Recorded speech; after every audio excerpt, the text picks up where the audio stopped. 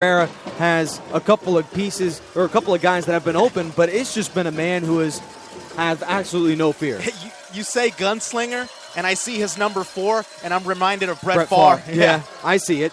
Over the middle, pass caught by Vaughn, 25-20, open green grass to around the 15, and he's dropped right there. A pickup of 19 yards, and it was too easy for Chris Vaughn. That's the third first down on this drive, and all of a sudden here for the third time today, it's Redlands East Valley in the red zone.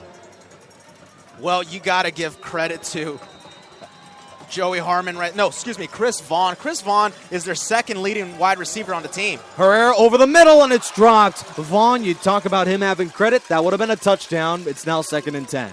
It is, unfortunately, a very rare occurrence. Well, that's been the problem thus far. Malik Lovett had the touchdown that he dropped as well. Here, right on the other way, Herrera, gunslinger mentality, but these receivers got to bail out their QB and haul in this football. It may not be the perfect pass, but it certainly was in the hands, and you got to haul it in. 2nd and 10 from the 16. Swings it out in a screen pass. It is complete, but only for a gain of 1 out to Joey Harmon. 3rd and 9 ensues Redlands East Valley. A great stop by Clayton Valley to hold Redlands to a field goal or preferably 0 would be an accomplishment by itself. Yeah, the Wildcats have shown no signs of kicking field goals today. They went for it on the last 4th down in the red zone, and here we go. Empty set. Herrera looking to the end zone. Floats it over the middle. Caught by Lovett. He'll pick up the first down. Wiggles to the 5. He tries to reach the end zone, but will be just a little bit short. And now Redlands East Valley faces a 1st and goal. Just short of the end zone, Malik Lovett is, and not only is he a fast guy, but showing how strong he is. It took up to 4 guys to stop him. He was going for it. I mean, the guy saw the pylon, and he was trying to reach for it. And check this out, Nick. They're going for it. Here we go.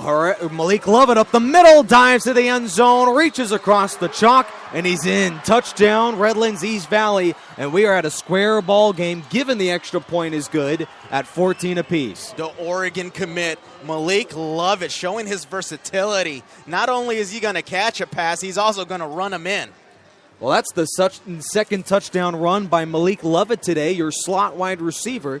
And with the extra point, we could tie this ball game at 14 apiece. We have 8 minutes and 1 second to go here in the first half. Hey, this is more like it. Last night we were talking about, man, this is a championship game. It's supposed to be competitive, and here we are.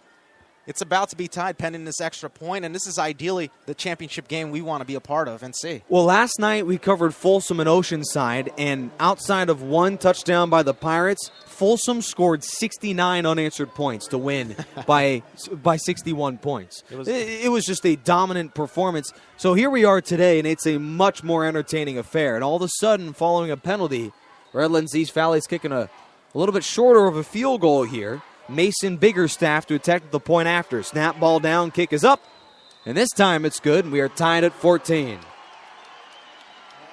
Well, Redlands East Valley, many people said they didn't have a chance to win this football game, and rankings proved it as well. Tremendous underdogs in this D2 state championship, but they have proved that they are up to the task, tied at 14 again. You got to give them credit. I mean, they are the 6-time defending Citrus Belt League champion, so it's a team that knows a little thing or two about championships, but hey, to be in this championship game, it's a different monster here. I mean, it's really going to go down to the last quarter, it feels like.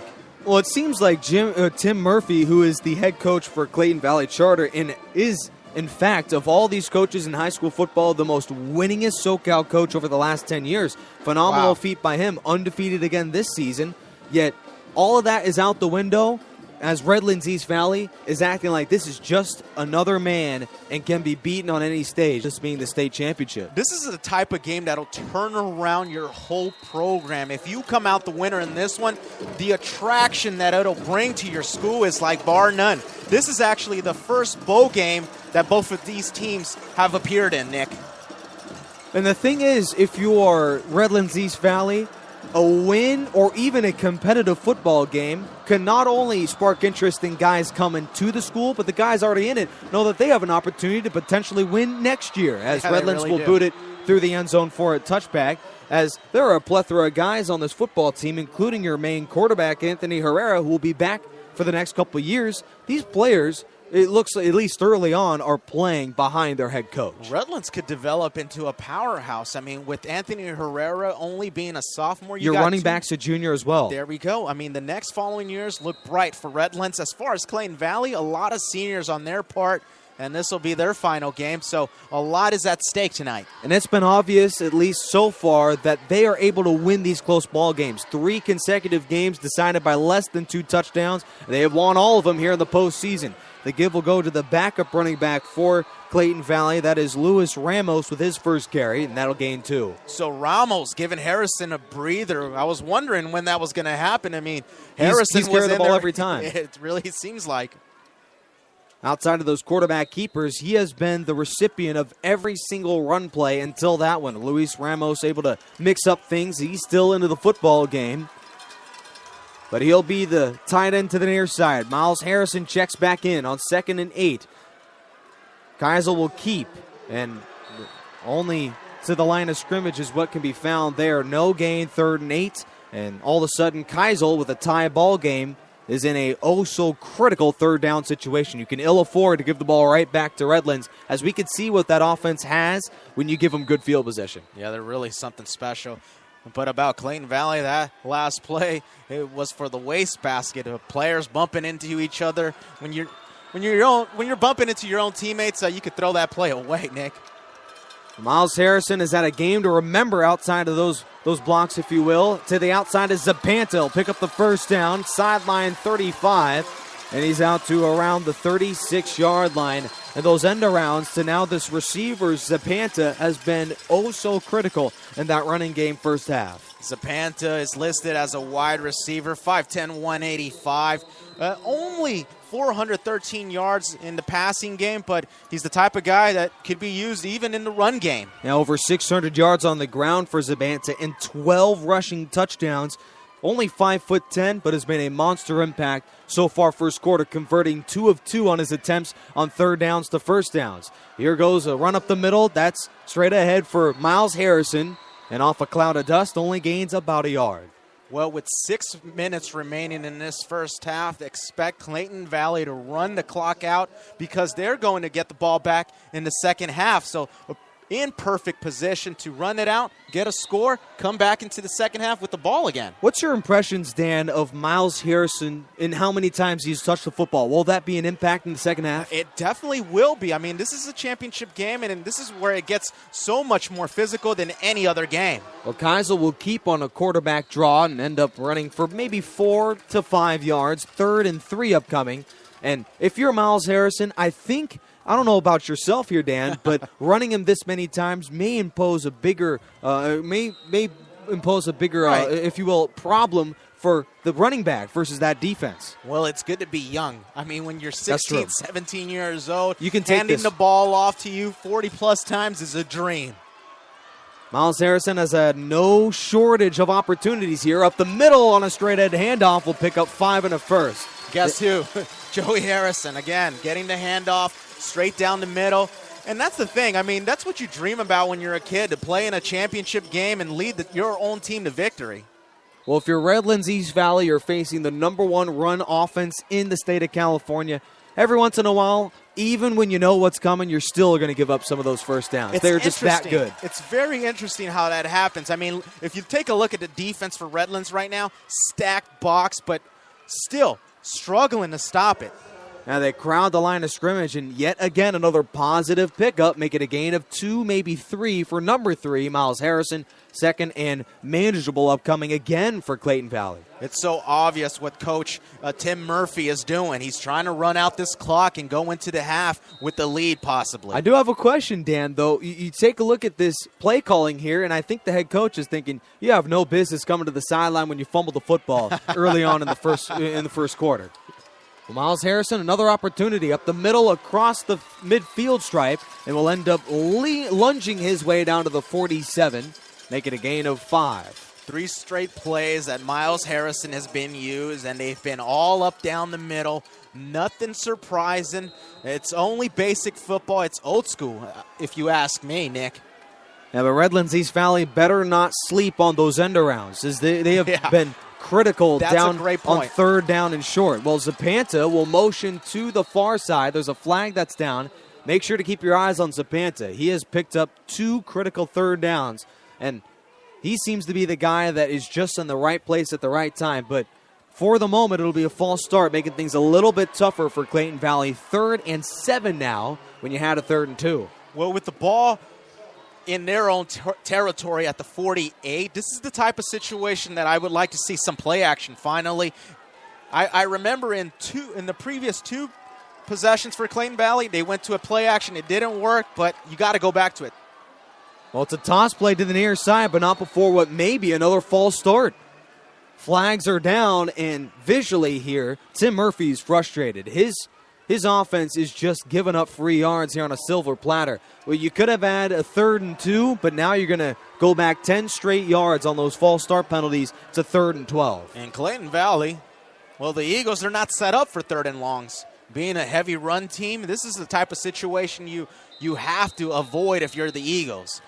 Well, they've averaged 10.3 yards per carry in the postseason, and Miles Harrison has been right on schedule. 143 yards on 21 attempts thus far and 2 touchdowns. Does he have another miracle in him? We are tied at 14 with 3:27 to go in the first half.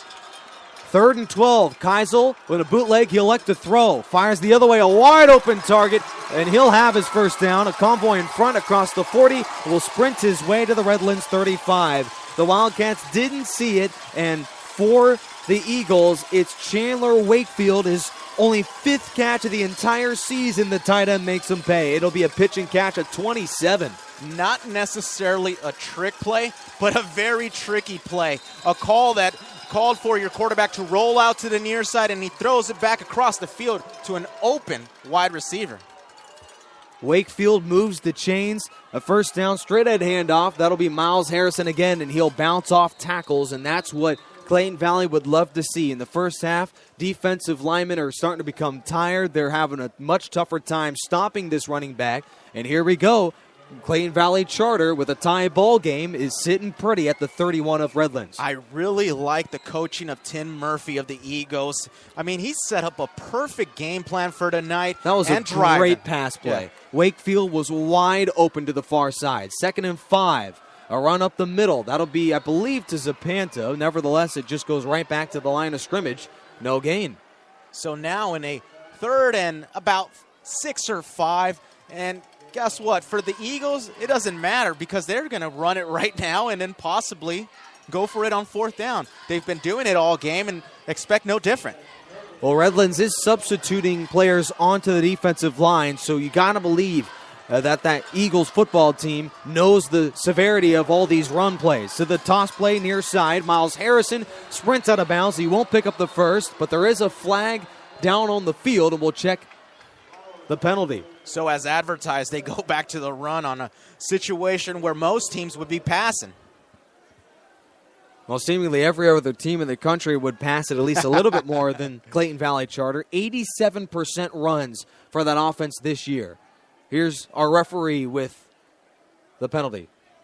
A holding against Clayton Valley. Will they accept it? Yes, they will. Instead of these Eagles being faced with a 4th and 4, they'll go back to the drawing board. It's a 3rd and 15. Yeah, I mean, in the previous play, we saw Clayton Valley somehow, some way managed to get a first down on a 3rd and long. Again, in this situation, well, it'll be interesting if they do go to a pass now.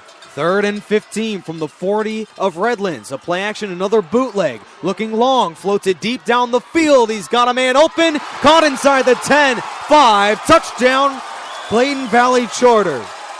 Wow. That was the running back, Miles Harrison. He can do it. He can do it all.